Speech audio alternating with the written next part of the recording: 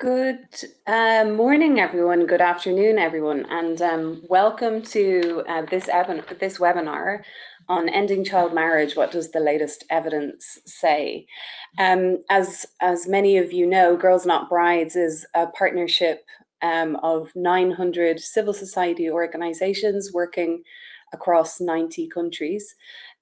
Supported by a secretariat which helps to facilitate learning across the partnership and support members to work together towards ending child marriage. My name's Ellen Travers and I'm head of the learning team at Girls Not Brides, and I'm delighted to welcome you to our first webinar for our new learning series this year, which includes a monthly focus on different solutions to ending child marriage.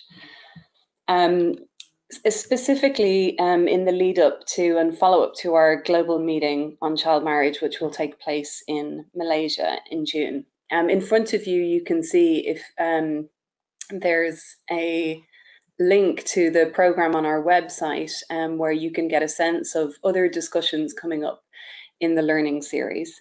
We plan to look at what we know from the evidence about different approaches and solutions, share experiences and lessons with our members using these approaches, and also share useful tools and resources that you may not know about already. And we hope that these discussions will help lay the groundwork for some important discussions that we want to have at the global meeting in June. So with this webinar, we're starting our learning series to help give a snapshot of what we know about what's working to address child marriage. Research and evidence is incredibly important for the partnership. In fact, it's one of the 6 goals that as a partnership we decided to focus on in our strategy for 2017 to 2020. Why is it important? Because we need to make sure that the programs that we're implementing and the policies that we're calling for are going to make a real difference in the lives of girls. And over the past number of years, we've seen a number of reviews of interventions to address child marriage come out, and I'm delighted that we have with us on this webinar the authors of those reviews, as well as a number of researchers who have been doing a lot of work to look at what we know about what works and what some of the ongoing evidence gaps are. So we hope that with this webinar, you will have an opportunity to get a recap of what we've learned from these different evidence reviews and understand the differences between them, as well as understand some of the ongoing research and evidence gaps that there are. We will start out with 3 presentations. We will then have a few responses, and then we'll have an opportunity for questions at the end of the webinar. You'll see on the screen in front of you the resources, a number of the papers that the speakers will be speaking to, and you can see them on the events page of our learning series as well. If you have questions as we're going along, please go ahead and insert them into the text box on the right-hand side of your screen. We'll come to questions at the end of the webinar once all of the speakers have spoken, and we'll do our best to get to the questions that you've raised. If we don't get to any of the questions, we'll be sure to follow up afterwards and share that with you afterwards. So without further ado, I will start to hand over to our first speaker. Amanda Calamar is an advisor on reproductive health with Population Services International and is one of the authors of the systematic review done in 2016, the one that you see in front of you on the screen. So Amanda, over to you to tell us about the key findings. Thank you so much, and good morning, and thank you to Girls Not Brides for inviting me to be on this very excellent panel. I'll be talking about our systematic review, interventions to prevent child marriage among young people in low and middle income countries, that was published in 2016 as a part of a supplement in the Journal of Adolescent Health, and presenting on behalf of my co-authors Susan Lee Rife and Michelle Hinden. Next slide. So in the interest of time, I opted to skip over a background slide under the assumption that we're all here because we know child marriage is a problem worldwide, and so wanted to dive right into what we did during this literature review. So the objective of the review was to identify high quality interventions and evaluations that can guide program managers, country officials, and donors to invest in successful approaches that are right for them and their objectives. And so we did this by searching the published literature. We searched 6 databases, as well as gray literature through November 2015. And once we searched the literature, we had a multi-rater scoring of both the intervention and the evaluation. And so we had 2 people score the intervention based on a number of characteristics, not the least of which was a requirement that the article provided enough information about the intervention to be able to assign a score to it. And we also had both raters assign a scoring from 1 to 5 on the evaluation based on a number of criteria outlined in the paper, so that we were really trying to capture both interventions that had enough detail that were replicable and evaluations that were rigorous, that we thought that their findings were good statistical findings.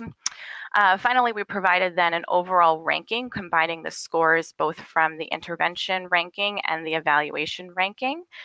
So the overall score could be from 2 to 10. But we only kept the high quality interventions and high quality evaluations, and I'll describe a little bit more about that in the next slide. Next slide.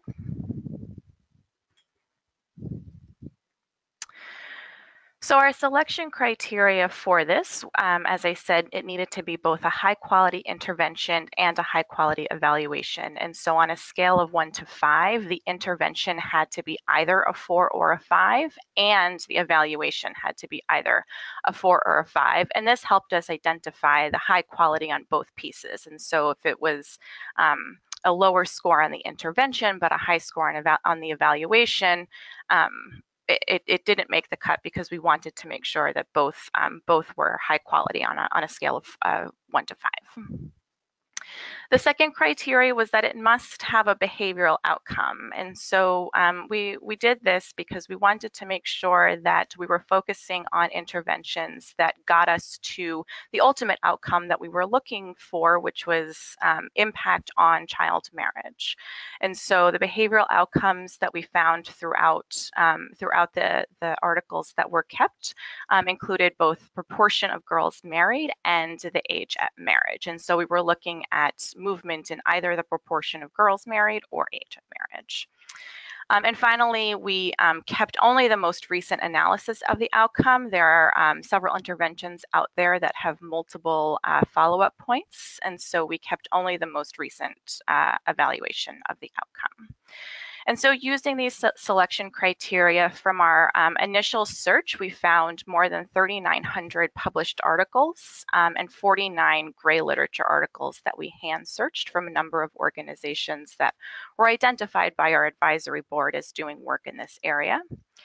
So from this, we initially removed 38 or almost 3,900 articles as they were either duplicates, they weren't focusing on adolescents, or they had no intervention. They were just describing the state of child marriage. So we had 63 articles that we then fully abstracted information from and rated the intervention and the evaluation. And so from there, there were 31 articles with low quality interventions and then 13 with low quality evaluations. And so those were removed. which brought us to 19 high-quality interventions and evaluations, 2 of which had no behavioral outcomes, and 6 were earlier evaluations of included articles, and so we kept only the most recent analysis, which left us with 11 retained articles, 6 from the published literature and 5 from the gray literature. Next slide, please. So I've included our summary results table from our paper to provide a visual and graphic representation of what we found. And so this table presents an impact summary with a short description of the intervention and then the visual representation of impact on our behavioral outcomes. So either an age at marriage where we see or we expect to see an increase, and the proportion of girls married where we expect to see a decrease. The 11 studies that were retained cover a range of geographical contexts, and the age range presented in this table is the age range included in the evaluation rather than the intervention.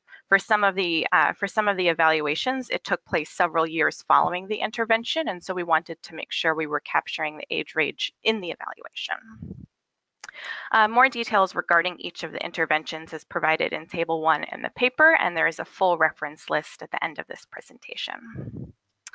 So of the 11 studies that we retained, 6 had a statistically significant impact in the expected direction, while a 7th found a decrease in the proportion of girls married for girls 10 to 14, but an increase for girls 15 to 19. In addition to this, you'll see a handful of footnotes where, while we try to provide nice visual summary results, there are some caveats to these results, and so those are noted in the footnotes of the table. So among the 6 that had the significant impact in the direction that we were expecting were a range of strategies that included things like cash transfers, school vouchers, and life skills curriculums. Next slide.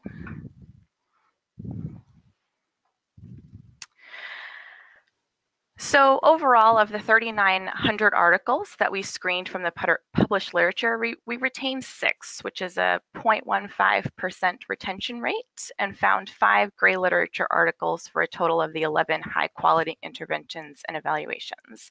And as I said during the results, 6 had the statistically significant impact in the expected direction. So most of the economic interventions, and we're grouping economic interventions to include those interventions of cash transfers, of school vouchers, and of payment of school-related costs, generally had a significant impact on reducing the proportion experiencing child marriage or in increasing the age at marriage. The interventions that had no statistical impact often had defined goals much broader than child marriage. And some of them, and the reason I pointed out that the age in our table was the evaluation age, was that some of them included evaluation ages well outside of 18 or 19, and we suspect that some of the no statistical impact might have something to do with these older ages included in the evaluation age range. But I think the important thing to take away is that the findings of this literature review show that there are a range of strategies to address child marriage, which provides flexibility for future impactful evidence-based programs suited to a given context, population, or situation. And so there's no one strategy that fits. And so looking into the types of interventions, the populations that were included can help programmers or donors to help make evidence-informed decisions that are right for the context and for the objectives of what they're trying to do. I think I kept within time, and I think those are all the slides I have.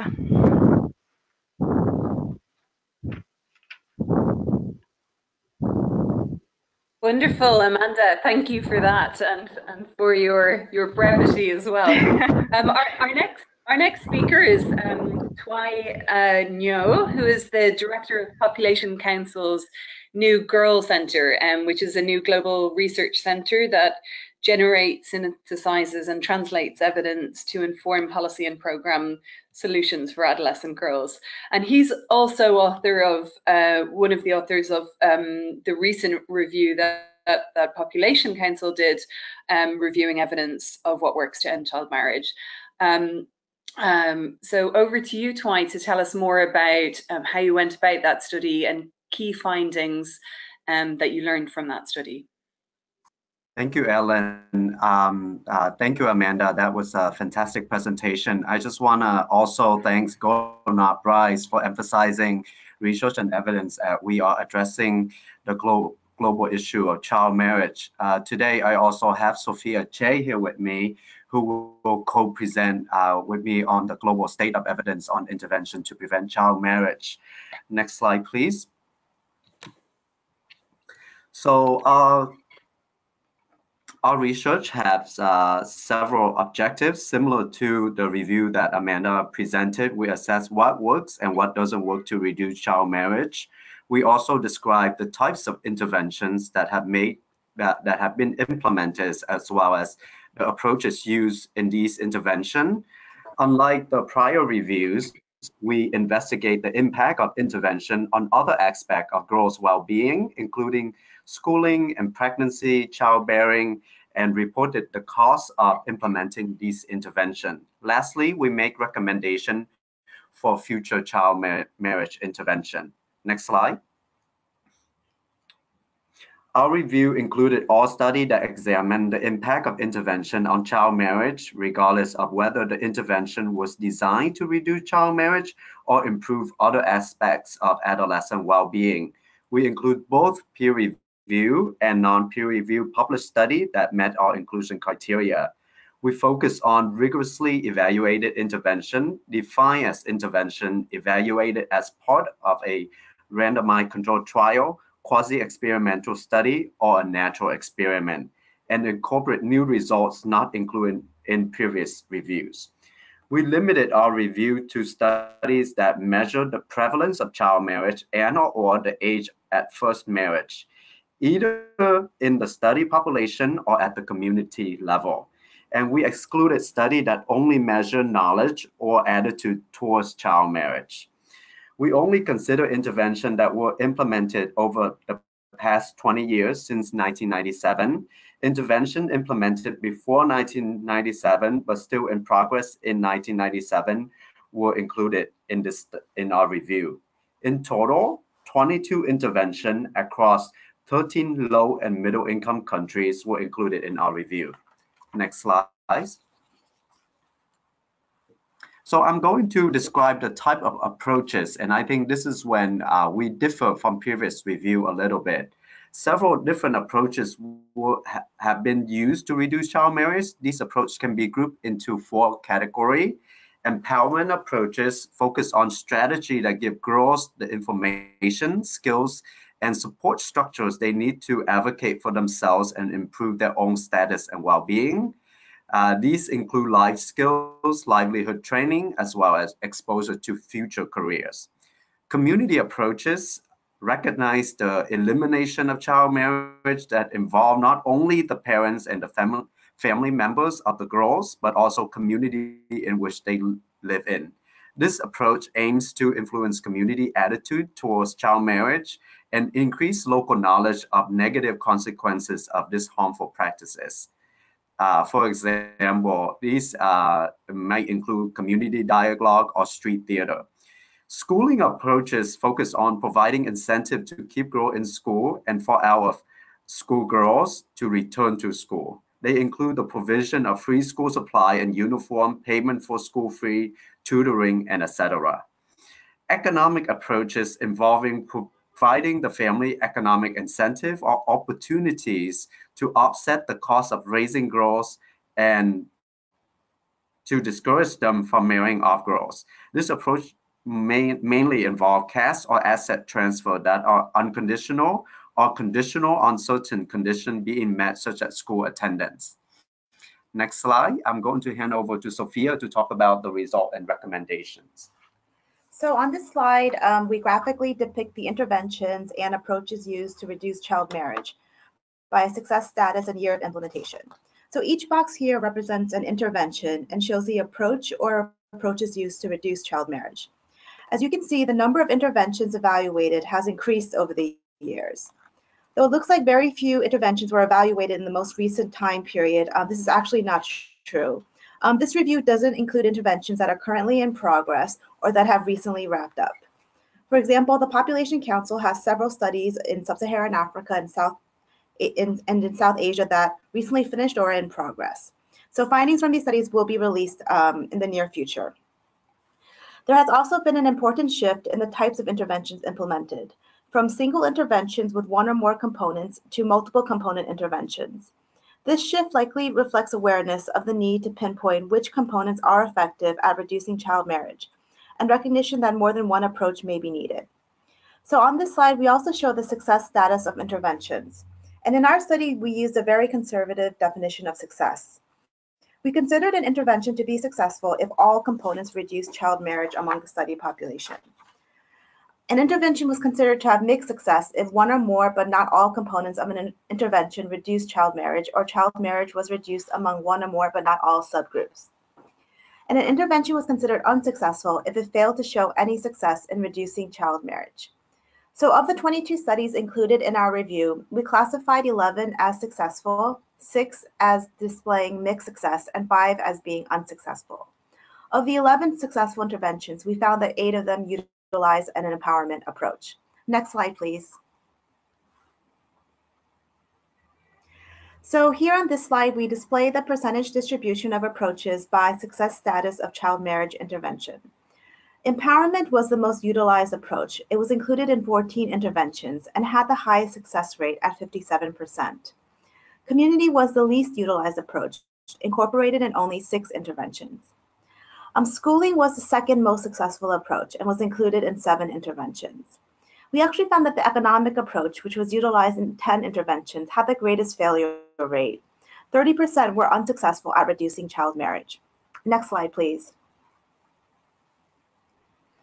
So I'm going to just kind of quickly wrap up, quickly summarize the key findings from our study. So like I had just mentioned, we found that empowerment was the most popular and most successful approach for reducing child marriage. Although we didn't show the findings here, our research brief also studied the effect of interventions on girls' schooling and girls' pregnancy or childbearing outcomes. In most of these cases, we found that these interventions improved schooling outcomes and lowered the risk of pregnancy and childbearing. We also reported the costs of implementing these interventions, but found that only a handful of studies included this information. This information is really important and is needed to measure the cost of adopting interventions for future implementation. Next slide, please. So after reviewing the global state of evidence on child marriage interventions, we have a few key recommendations we'd like to end with. Although our study found an empowerment approach to be the most effective approach, we still do need to strengthen the evidence base of what works and what does not work to delay child marriage. The current body of evidence focuses primarily on successful interventions. We need greater transparency and better documentation of interventions that did not work to prevent resources from being wasted on ineffective interventions. We also need to carefully review the state of evidence on child marriage interventions when planning one. The fact that an intervention worked or did not work in one setting or amongst a particular subgroup of girls does not necessarily mean that it will work in a different setting or amongst a different subgroup. Lastly, we need to conduct more rigorous evaluations of child marriage interventions. Only then can we effectively assess the impact of interventions on child marriage. So now I'll turn it back over to Twai, who will talk briefly about the Council's research on child marriage and the Girls Center. Next slide, please. Thank you very much. So as you all know, the Council have a large portfolio of works on child marriage. Many of these studies, as you can see here on this map, are impact evaluations. So we, as part of the Girls Center, we look forward to kind of synthesizing this body of work across various settings from Latin America to Sub-Saharan Africa as well as South Asia, where the prevalence of child marriage is quite high. So we can look at these interventions and see its impacts on child marriage and age of first marriage. But also we can look at this all these interventions with a new lens by looking at whether the child marriage intervention had an impact on other outcomes such as pregnancy, such as schooling, such as gender-based violence. So as you can coming out, we'll have more evidence on the latest generation of research that is being wrapped up right now at the Council. Next slide. I just want to say thank you to our donor, but also thank you to Golnath Brai and all the partners on the call today for really championing for the evidence base for child marriage. Thank you very much. Back to you, Ellen. Thank you, Twai, and thank you, Sophia, for that great presentation. Our last speaker is Chandra Muli Venkatraman, who is an expert on adolescent sexual and reproductive health from the Department of Reproductive Health and Research at the World Health Organization. And Chandra was also one of the authors of a paper that we shared with you about what doesn't work in adolescent sexual and reproductive health from 2015. And while it's important to learn about what does work, it's incredibly important also to learn about what doesn't work. And so Chandra will look forward to hearing from you some of the key findings from your research on this issue. Thank you, Ellen. Greetings from the World Health Organization, and grateful thanks to Girls Not Brides for involving WHO in this webinar. Building on what Amanda, Twai, and Sophia have done, my focus is on what hasn't worked. As Sophia mentioned in her remarks, it's important to define what we know works in terms of effective interventions and effective delivery of interventions, but also what doesn't work and why. In 2011, WHO published guidelines on preventing early pregnancy and poor reproductive outcomes in adolescents in developing countries. We came up with 4 recommendations for action. 1, to encourage political leaders, planners, and community leaders to formulate and enforce laws and policies to prohibit marriage of girls before 18. 2, to undertake interventions to influence family and community norms. 3, to implement interventions to inform and empower girls. And 4, to increase educational opportunities for girls through formal and non-formal channels. After a lot of discussion, our guidelines panel decided not to recommend economic incentives, because at that time there were only 2 studies available, and they had lots of concerns about both the effectiveness of this approach and the feasibility and long-term impact of this approach. A couple of years later, we started putting together case reports of what doesn't work. And often in reviews of interventions of what works, the what doesn't work information is kind of fitted in on page 14 of a review, and it's lost. The entire emphasis is on what works. So we decided to pull this out in this review, which I published with Kate Lane, who was then with USAID, and Sylvia Wong 2 years ago. And this is really one of the most successful papers I've had, clearly pointing to to the fact that people want to know what not to invest in. Next slide, please. So 3 messages about what not to invest in. One is a point that Twai made very clearly. Piecemeal interventions don't work. We know that in a number of areas. Sexuality education on its own without access to sexual and reproductive health services is not a complete package. Formulating laws and policies on child marriage, as is enthusiastically done by many political leaders on its own, is not effective. And we see that in many, many countries. So that's the first message. We need to put together proven interventions that are complementary and deliver them as a package. The next slide, please. One of the big problems is that interventions which have been proven to be effective in research studies and projects are sloppily implemented, poorly implemented. There are, numbers of examples of this. Sexuality education is a very good example. Adolescent-friendly health services is another good example. Both these interventions have been shown to be effective in improving health outcomes that they set out to achieve. But in actual practice, sexuality education is often poorly designed, poorly delivered, and it's not at all surprising that they're not effective. The Overseas Development Institute has just published a report on girls' clubs. And in this report, they talk about the girls' clubs as a potentially effective intervention to use. But one of the important points they make is that impacts were generally greatest when girls attended regularly, when programs ran over a long period. They involved people who had influence on girls' lives, and they addressed barriers to participation. For instance, giving girls stipends or something to eat or drink when they came to these meetings. So what often happens is you have an intervention which is proven but delivered sloppily. So while we need evidence of effective interventions, a huge focus today should be on how well interventions are delivered. And that means high quality implementation and high quality monitoring with corrective action taken as implementation continues. Another very important issue is dosage. Very good example is gender socialization, norms about violence.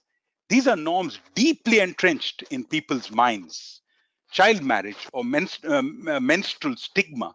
And these kinds of things you cannot address with 1 or 2 teaching sessions. So you need interventions delivered with fidelity and with high dosage. Next slide, please.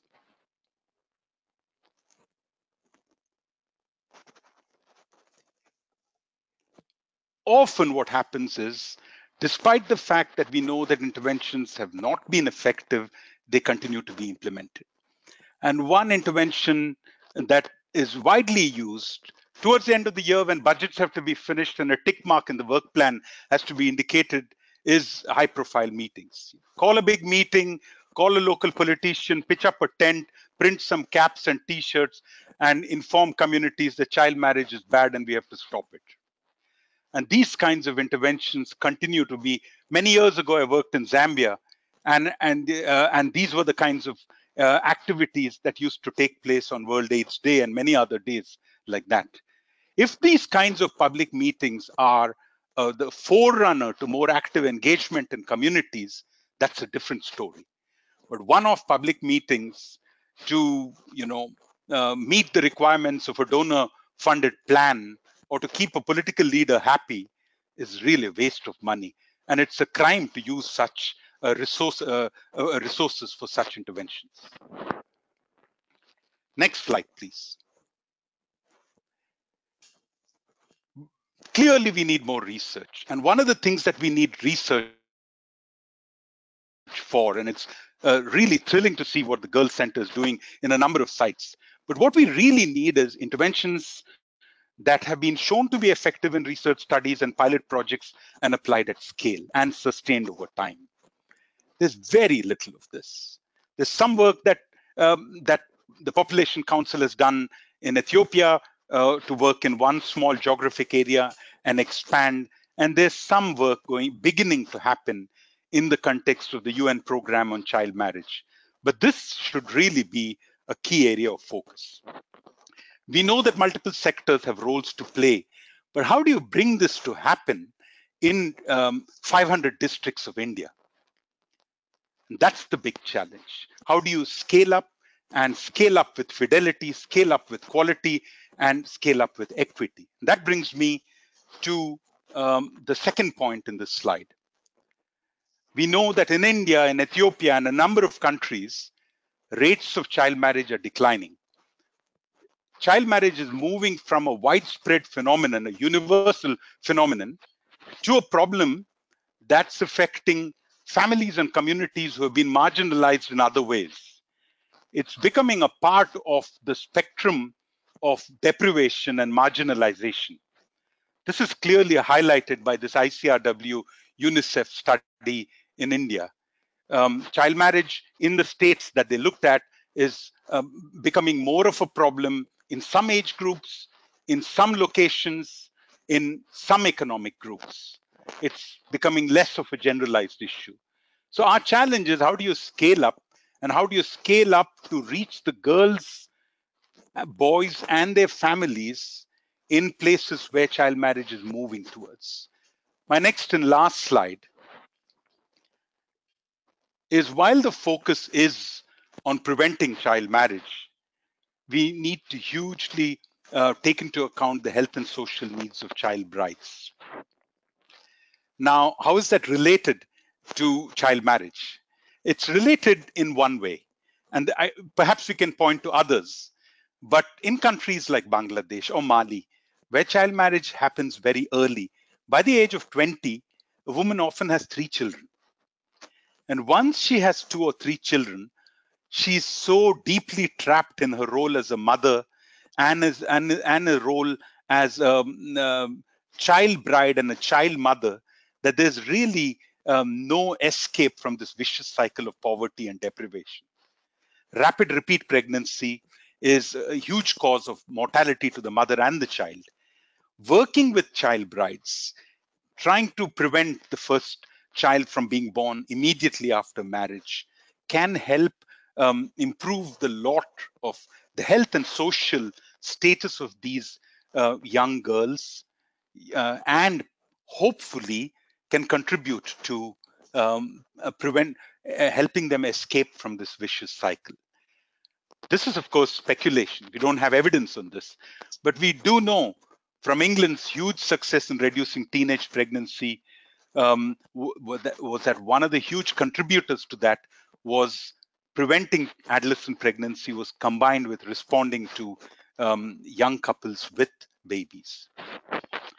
So that brings me to the end of my presentation. I'm grateful to you for the opportunity to contribute. My final message is that we know much more than we did 10 years ago, and we have a shared responsibility to implement proven interventions with the resources that have been provided to us. When I say us, I mean us as collectively. And not only to take these interventions, but to deliver them effectively, and to learn constantly as we do so, both about what works and what doesn't. Thank you.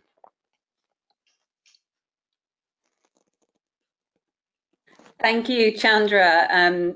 Thank you for the great presentation and for the challenge and that you set to us in the field of ensuring that we're better understanding what works and using that to inform the kinds of interventions that are being developed. I'd like to call on Meg Green now to react to some of the presentations that we've heard. Meg is Director of Greenworks and has been coordinating a research network on child marriage to look at what do we know and where some of the evidence gaps are. And Meg, based on what you've heard and what you've seen from these different evidence reviews, how should we understand these different findings emerging, and can you speak to some of the big research gaps that remain?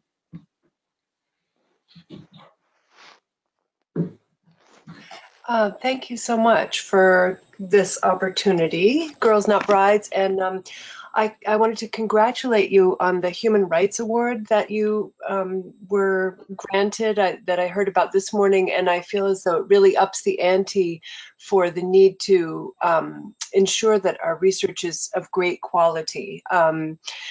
I really appreciated the opportunity to reflect on the findings of these 3 reviews in dialogue with each other, and I think that they provide some kind of convergences and divergences that are very informative to us. The first thing I did was I took the sort of what I viewed in a way as like the moral of the story from the Chandramouli et al. Study and think about it, sort of applied it to the other 2 studies. the field has been saying for a long time now, the sexual and reproductive health field has been saying for a long time that youth centers, peer education, and one-off public meetings don't work. And I think that it's such an important contribution of this commentary by Chandramouli and colleagues to consolidate this evidence and convey the message of what doesn't work in sort of one powerful place. So I think that that's really helpful for the field as a whole. And their observations about the tendency to put effort into familiar interventions that don't work and the often poor quality of implementation are of direct relevance to the sort of the swarm of programmatic approaches that are being applied in the child marriage field. So comparing the two child marriage papers that we had to look at, you know, we're at a time where it's a wonderful thing to have multiple reviews on child marriage to look at. And in addition to the two that we've heard about today, by Calamar et al. And Che and Nyo, there's one on sexual and reproductive health and child marriage that will soon be posted on the World Bank website by Botea and et al. And there's also a systematic review of reviews of interventions to prevent violence against adolescent girls, including child marriage, in lower income countries by Yount et al. That was also published this last year. So, you know, we're getting lots and lots of guidance and, you know, how to bring it all together. So Calamar et al. Find that interventions with a strong economic component are most powerful in their impact on child marriage. And as they say in their narrative, this makes sense since child marriage is so strongly influenced by economic factors in the household. Che and Nyo have a slightly more inclusive study, and they identify empowerment as the most important strategy. And this makes sense in their view because of how important it is to invest programmatically in girls themselves and to encourage girls to grow and be active in their own lives, be protagonists of their own lives. They also describe empowerment as the most popular approach, although I think that there's some ambiguity in the economic and school supports categories in the sense that some of those could come together. So I was left with a little bit of uncertainty about that. But basically, we have two studies that you know, seem like such similar reviews. And so the question that I asked myself was, how could such similar reviews come to such different conclusions? And I really felt that it was necessary to do some detective work, and I'm looking forward to your thoughts about what I've concluded. My basic argument is that although the Calamar et al. And Che and Nyo papers seem to point to quite different findings, there's some methodological and conceptual differences that, once explained, may bring their conclusions closer together. I wanted to come away from looking at these two reviews with a totally clear, you know, unambivalent point of view on the relative effectiveness of economic interventions and empowerment. I recognize that, you know, ideologically, I want to believe that empowerment makes the most difference because it's very attractive to me, investing in girls and kind of helping them realize their potential. But I was distracted by the way that Che and Nyo classified the interventions. And then when I went and looked at these other reviews, just to help myself get through or resolve some of the uncertainties. So when I looked at Botea et al. And Yount et al., I had a confirmed sense that different reviews are grouping interventions in different ways. And I ended up having a lot of confidence in the Calamar et al. Review, which I think simply described the interventions rather than clustering them. So I just wanted to spend a couple minutes talking about the classification of the interventions, as I believe that this is perhaps the most important source of apparent divergence in the results. So as I said, Calamar et al. Didn't really classify so much. They, mentioned conditional and unconditional cash transfers, school fees, life skills, and so on.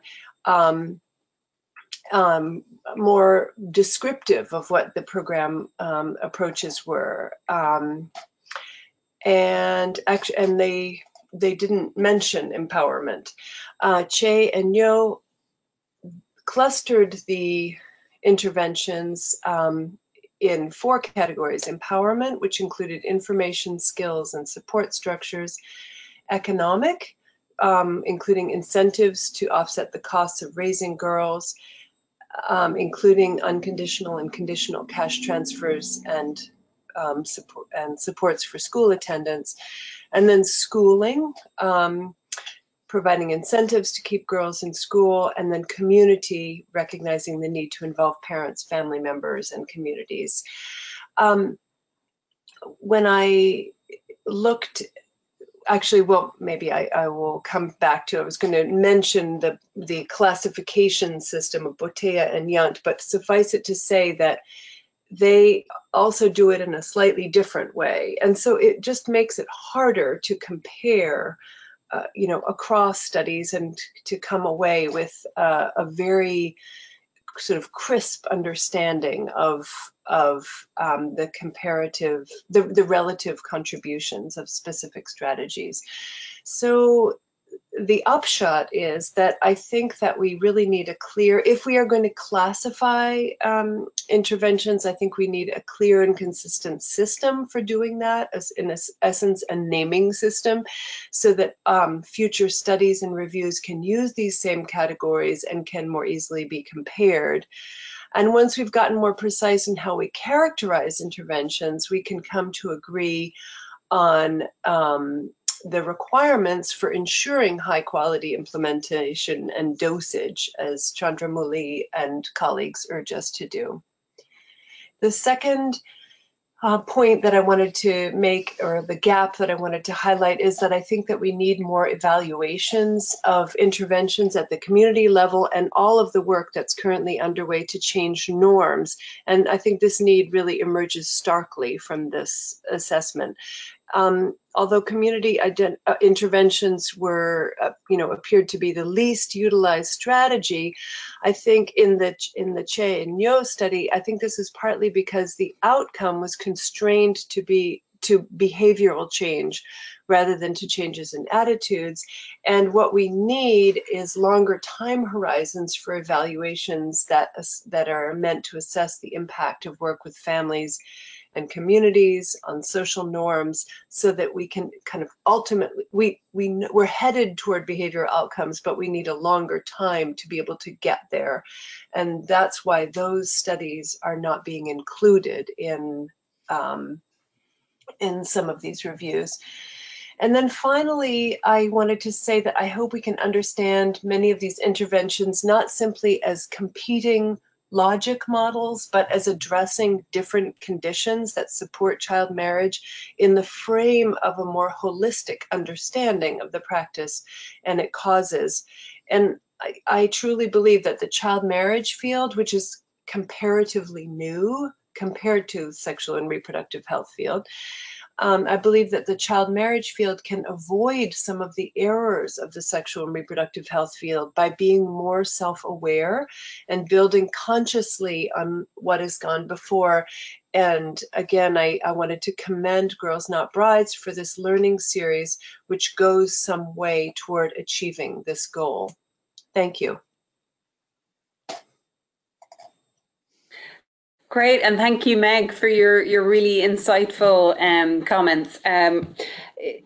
You do raise some important questions about the fact that there is a lot of work happening. There are a lot of interventions happening that may not have made it into these reviews, and there's a need to better understand initiatives, the impact of policy and advocacy initiatives, but also the community mobilization initiatives that are happening. So, and your point about the importance of longer time horizons to assess impact is a nice segue to our last contributor, who is Rachel Marcus, and a social development researcher at the Overseas Development Institute.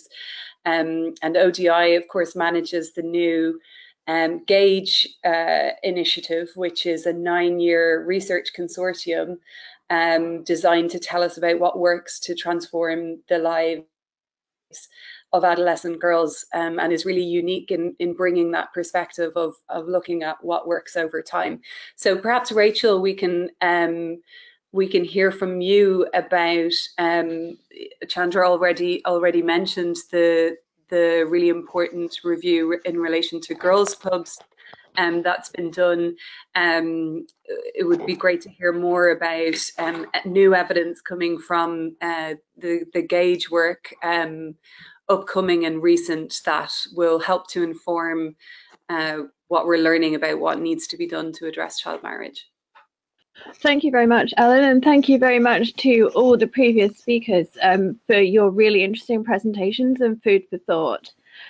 And well, starting with that introduction, really, yeah, I was planning to speak about some of the findings of recent work that ODI has carried out that has insights on what works or what doesn't work in relation to child marriage in one way or another. The recent Girls Clubs review, some work that we've done on what we termed communications programs, but really in the broadest sense of community engagement and dialogue programs and media-based strategies for changing attitudes and practices on child marriage. And then also to pull in some insights from a review that I'm currently involved in that's looking at work with adolescent boys and young men to change, to promote gender egalitarian practices and attitudes, which again has, looks at attitudes and behaviours around child marriage. So just to react to a couple of the points that have been made in the previous comments, I also was struck by the fact that on the one hand, in Amanda and her colleagues' review, that again, community outreach didn't emerge as a particularly major strategy, and that may be, as Meg said, to do with classification, and likewise in Sophia and Twy's review, again, it wasn't particularly common, and to some extent that's echoed in the programs we've looked at as well. So in the Girls Club review, there were 14 programs that had an impact on either attitudes or behaviour and outcomes around child marriage, and only 6 of those had a community engagement component. On the whole, they were more effective. And remember, our conclusions may be a bit different because we're also looking at changes in attitudes and knowledge, not only on final outcomes. So one of those studies also found not much difference between group-based education in the community and awareness campaigns, whereas we might have expected that the more intense activity, community education, would be more effective than simply doing some radio broadcasts and putting up billboards. But the evidence in there is quite conflicting, because from the reviews we've done, we also have found evidence from radio series, radio soap operas, of changes in attitudes around child marriage. So it's tough to draw conclusions. It doesn't seem to be simply that, intense community level dialogue is the only thing that makes change. A well-constructed radio soap opera also can lead to quite significant change in attitudes.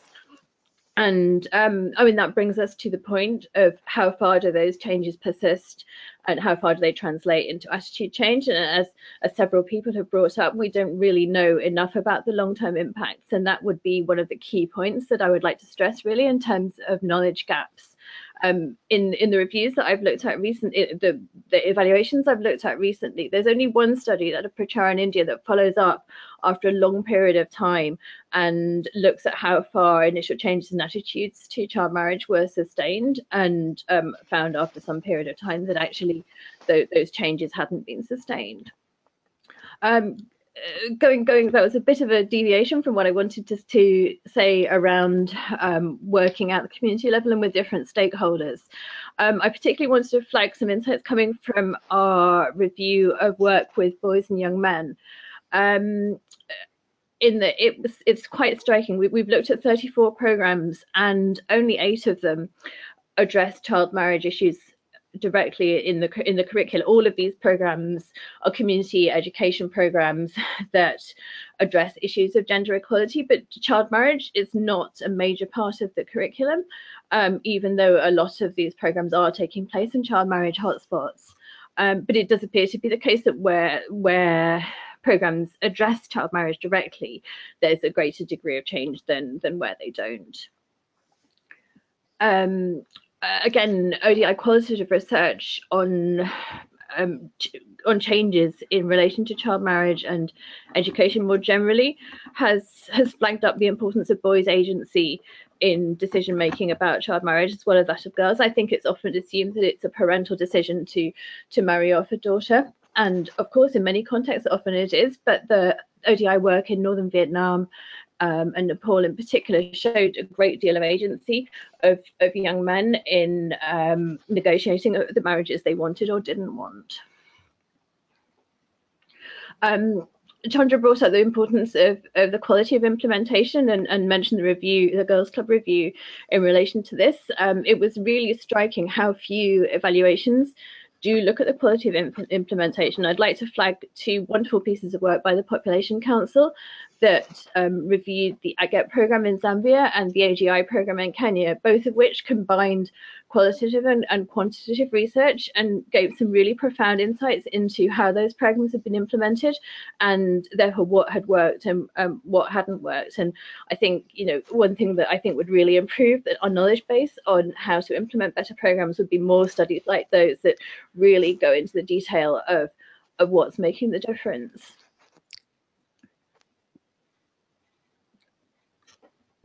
Again, the intensity and dosage issues have come up really strongly in the studies that we've looked at. In the reviews we've done, which have typically looked at sort of somewhere between 30 and 60 programs, it's only a small proportion that actually consider these issues, generally around 10 evaluations. And they don't always find that a greater intensity leads to greater impact, but in the main they do. I mean, the finding is clearly in that direction, though it often varies a bit from indicator to indicator. And then in terms of a few other things that have come up through our reviews, I think that these reviews, for understandable reasons, have focused very much on behavioural outcomes, on changes in the age of marriage or in the proportion of girls' marriage. The evaluations that we've looked at have also generated quite a lot of insights around other factors related to marriage. So things like changes in attitudes around who should have a say in marriage decisions. Should girls have a say in the timing of marriage or their choice of partner? And in girls' confidence to challenge marriage decisions. And that, of course, their sense of confidence in challenging those decisions is more common than evidence of them actually being able to make those challenges. But some of that's emerging from the reviews we've looked at. There's also some qualitative evidence from the reviews that we've looked at of girls or sometimes young people raising community awareness through things like dramas on child marriage and conducting outreach efforts themselves, or challenging planned marriages, reporting it to the authorities. Following on a point that Chandra made, and I think really importantly, there's also a lot of evidence emerging around changes in young married girls' rights within marriage, on issues like their right to attend education, on consent and sexual violence within marriage, on changing partner relationships. That's coming out from the masculinities review we're currently involved in, and I'm currently analysing that. So there's not much that I can say at the moment other than to flag that sort of evidence is coming up, and that these community programmes appear to have led to some change in relationships and experiences within marriage. Of course, as has also been flagged, these are typically very small programs, and there are major challenges in bringing them to scale. In terms of other knowledge gaps, I was interested to know if either of the reviews had looked at impacts on spousal age gaps, which again it speaks to the issue of disempowerment within marriages, and potentially a smaller gap could well be an indicator of a greater likelihood of more egalitarian relationships within marriage. And then finally, one other issue I wanted to bring up was how pretty much every evaluation I've ever looked at has been of a program in a relatively stable context. We hear very little other than that conflict tends to increase the pressures to child marriage. I've seen no evaluations of programs that have aimed to engage with those specific challenges or have reported in the challenges of trying to tackle child marriage in a conflict-affected environment. And I think it would be great to hear from everybody if you're aware of any such programs and to pool more knowledge around those issues.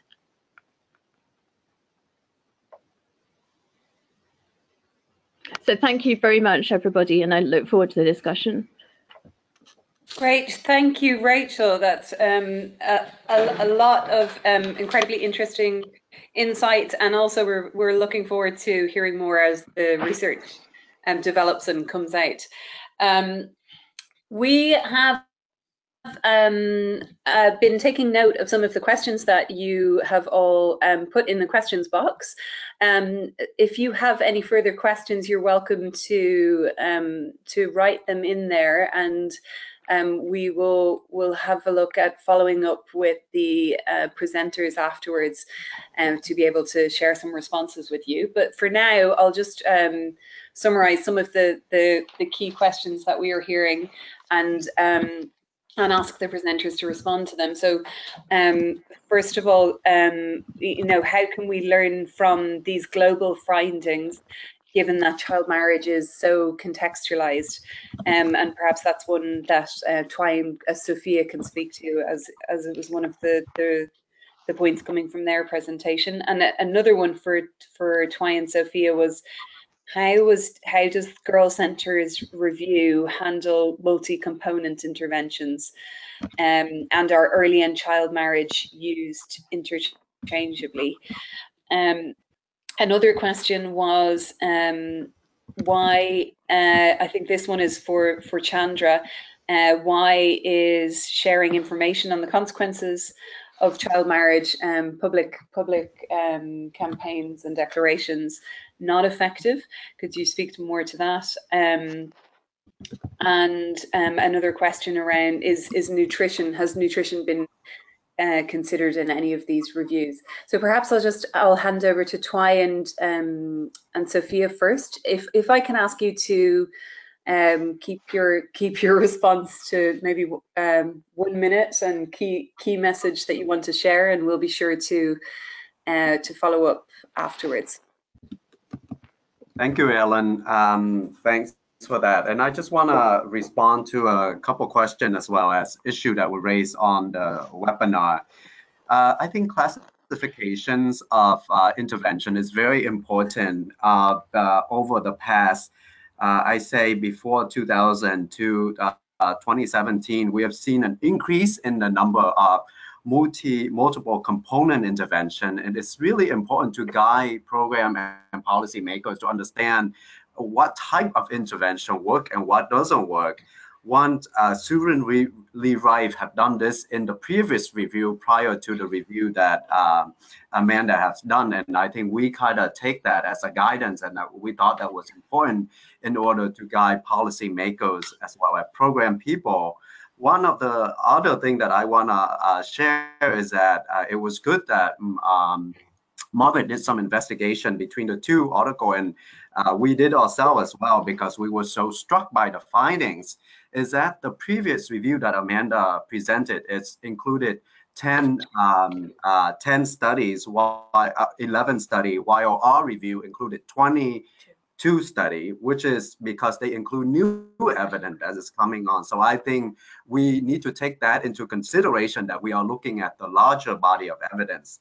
The 4 intervention that Amanda Colomar talked about in her study that have positive effect, One is two of them are school vouchers or payment of school fee, so that we classify that as an education approach. There's only one study that had a positive effect in Calamar study is the one from Mexico, and that has a cash transfer program. And the fourth study that have a positive impact without mixed result is the life skill and curriculum. So I think we gotta do, there's nuance. I think the world, when we addressing social intervention, the world want to have a clear magic bullet explanation. Why I think that's a bit more complicated and etc. And last but not least, I think I agree with Chandra and Rachel from ODI. I think a lot of these intervention, we saw the new evidence from our colleague Annabelle Ikoa out of the 3 African study that she looking at age grade the intervention. So what works for younger adolescents versus older adolescents? I think quality is very important. Thank you for mentioning AGIK and AGAP study in Kenya and Zambia. More and more, our research is really divest into the quality of intervention to really understand how and why they work, taking into consideration of cost, doses, and saturation, and etc. as well. So that's kind of the new way that we want to look at this. I just want to address the question about age. I think age between spouse is very context specific, and many of this study didn't mention those age differences. That's why we didn't look at that. Thank you very much. Thank you, Twai. Amanda, any final comments from you?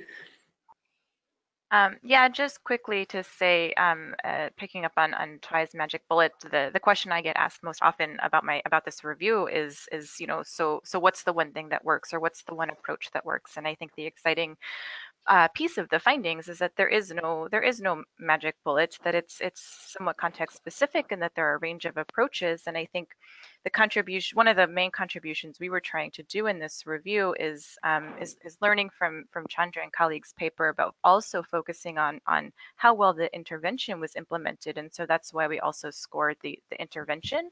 And so part of the criteria for the intervention was that it's grounded in theory, and that theory might be economics or empowerment or however we're classifying it, but that the intervention has some theory behind it, and that it's well described, well implemented, and well thought out. And so also focusing on the fidelity to the intervention as well. Thank you, Amanda. Chandra, any final comments? Yes, please. Thank you. It's fascinating to sit in on this webinar and listen to the presentations and discussions. There was a question which was asked to Twai and Sophia from someone about how do you take these global evidence and apply it in our local contexts. And so the answer to that is use these proven interventions with all the qualifiers that have been tabled as your point of departure. So as you design your program, use this material to design your program, and if possible, build in a small implementation research component, so that as you implement in one small part of your community, you can learn as you go. And if you can't build in a formal implementation research component, at least do good quality monitoring so that you can learn as you go. So that means you're building on evidence, but you're not held back by it. You're not, your hands are not tied behind your back because somebody has published a review. Several people have said we need more evaluations. And while we need prospective studies, I think there's much more learning. No, it's not either or. I think we need good prospective studies to answer specific questions. But I also think that we need to combine that with evaluations of what is happening on the ground, or what has happened on the ground, post hoc evaluations, because there's so much we can learn from programs in the real world, even if they're not perfectly implemented. I think you can learn a lot from programs which are sloppily implemented or implemented well in some parts and not in other parts. We've recently finalized an evaluation of a program in one district in Bihar and one district in Rajasthan in India, where the focus of the norm change was not so much the community, that was a distant priority, but it was focus on norm change in district administrative individuals and procedures. Because if we want district systems to implement interventions, we need to change the norms of the individuals who are in charge and the institutional procedures which do not put in place multi-sectoral interventions. So we talk about norm change at the individual level, at the community level, but often we have to work with rigid institutions which have very little incentive to put in place the kind of programs we want. And lastly, Rachel asked about evidence of child marriage programs in conflict settings. I've come across papers recently, Rachel, on work in Lebanon, on work in Syria. I'm very happy after this call to share them with Ellen so that she could make them available to you. I'm thrilled with what Twai said about and what you said, Rachel, about a stronger focus, and what you said as well, Amanda, a stronger focus on good quality implementation and with equity. That's something we haven't talked about very much. You know, if this is not going to be, if this is a program which is moving in poorer provinces and poorer families and poorer communities, we need good quality, but also equity as we move forward. Once again, thank you. Thank you, Chandra, for these great insights, and thank you to all of you who have continued to ask questions. There are a number of additional questions which we won't have time to get to before we wrap up, but we will commit to following up with the speakers to ask them afterwards and share with you afterwards. We are planning on sharing a recording of the webinar plus some of the key discussion points and takeaways that came out of it. And certainly across the board, the importance of, you know, the fact that there isn't a magic bullet, and the importance of taking a comprehensive response to addressing child marriage, and also recognizing that as we measure success isn't just about age of marriage. And I think that's incredibly important as we're looking at what works, that we look at indicators beyond this. And some of the questions that came up were what are some of the other indicators that are out there that can be used. And I know there are a number of interesting resources that people can draw from, including some of you might be interested to see the indicators framework on the Girls Not Brides website, which relates to our theory of change and what a comprehensive response to child marriage looks like. There were important calls for those designing programs. We know there's been huge investment in the field, and there's a need to learn from these new programs. There is an important role for documenting, for all program designers in documenting not just what's working, but also why, and that we're understanding what the critical parts of that intervention were, so that we're able to learn from them. Chandra highlighted the importance of implementation research as well, and all speakers really highlighted the need for more evaluations of programs to understand not just what works, but why those interventions work. Knowing what doesn't work, as has been highlighted, is just as important as knowing what works, and being able to honestly share those is incredibly important, both in the kinds of conversations that we're facilitating and in how we're documenting our work. So we're hoping with our global meeting coming up in June this year, that we will have a space for having some of those frank conversations, because we know that ultimately that will strengthen the work that we're all doing as a partnership, and not only so that we can focus investments in what's working, but also to make sure that we're not replicating the same mistakes. So as a partnership that's made up of both researchers, program implementers, and advocates, we are hoping that that will be a big part of what we focus on during our global meeting coming up in June. We will collate the different presentations that as well as some of the other reviews and research that are coming out, because there's a huge amount for us to learn from. And we'll put this together and have it up on our learning series website. So you will see a link to this afterwards, as well as the link to the webinar. We also have an exciting program coming up over the coming months where we're going to look at different solutions. So we hope that you will keep an eye out on our events page and sign up to our learning series newsletter if you haven't already, and join us for some of those discussions about different programs and approaches that are being tested, and what some of your lessons and challenges are, and how we can use that to inform the work that we do to make sure that we're being as effective as possible in our work as a partnership to end child marriage and create a world where girls can thrive. So thank you all for joining. And thank you to the panelists and the respondents for their incredibly insightful presentations and remarks. And we look forward to discussing further with any of you.